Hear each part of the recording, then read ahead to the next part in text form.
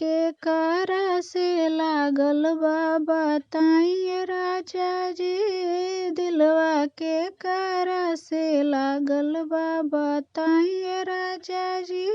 हमरे नैना से नैना मिलाइए राजा जी। हमरा नैना से नैना मिलाइए राजा जी। दिलवा के करा से लागल बा बताइए राजा जी। दिलवा के करा से लागल बा।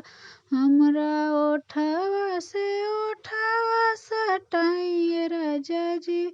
हमरा ओठवा से ओठवा सटाइए राजा जी।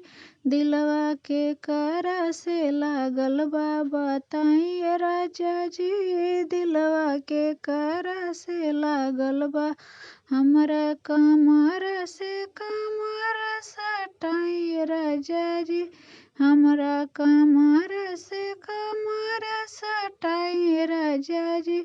दिलवा के करा से लागल बा बताइए राजा जी। दिलवा के करा से लागल बा बताइए राजा जी।